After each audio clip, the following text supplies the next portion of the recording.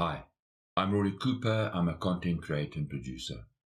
Now, as a video editor, I'm always looking for ways that I can get creative leverage. And file formats like encapsulated PostScript files, EPS files, and SVG files gives me that creative leverage that I need. I'm going to show you some examples. Right at the end of this clip, we're going to have a look at a clip that I composed, and I only used EPS files in the entire clip. So to get our discussion going, I'm going to show you different ways that you can use EPS files or SVG files. So as a video editor, if I want to do a drop-down box, I'm not going to go and animate each box, right? For whatever its application is going to be. I'm going to use my text editor, and I'm going to tell my text editor, there's the texture that I'm looking for. Then I can use my text editor to use the EPS files as a flat image. But you can take it one step further. Since EPS files are also scalable vector graphic files, SVG files, you can convert them to a typeface quite easily. That is going to give you another aspect of animation. So your text editor doesn't care what the shape is, whether it's an A or a square or a circle. If your text editor doesn't care what the shape is, neither should you. The point is that try and have an open plan workflow. For me, when I work, I don't box things in, because if there's walls and there's doors, you keep running into them. Keep your mindset as an open plan, that video file formats and text formats and images formats can be used across in different ways. It's going to allow you to be creative.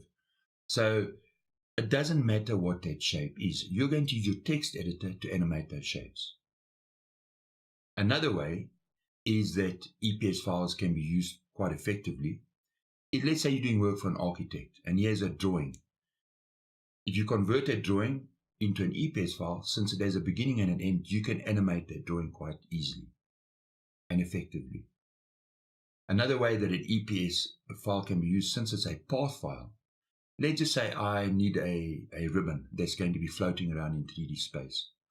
I'll use that path file for my path for the ribbon, and I will simply use the ribbon as a texture.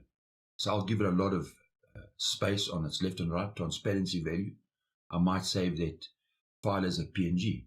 Then simply move that file along the path, and it's going to create the effect of a ribbon moving in 3D space. I can then add a static image overlay on top of that. Let's have a cloth that's going to give me light and darks. It's going to help me pull off the visual that I need to do. So I'm getting creative leverage from EPS files in different ways. So we've seen how it can be used as a solid object, as an outline, as in a font file, as a path file.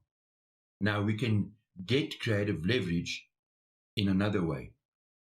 Guys that do 3D video animation, that's a different aspect. So my workflow application is for video editing. But EPS files are going to help me to bring three-dimensional objects into my workflow that are not really three-dimensional objects. So I'm going to use an EPS file and simply extrude it. I can add a texture in my compositor. I can add lights and darks. So the point is that I'm not really working with 3D files. I'm just creating the image of those 3D files. In my compositor, those 3D files are all EPS files. So the whole point is that by having an open workflow, there's no bars and there's no doors. Because if there are walls, you're going to keep running into them as a creative person. So I hope this information, you found it useful. We're going to have a look at the clip that I put together. And so my point is that keep your mindset open. And if you're going to be creative, have fun. So cheers and thanks for watching.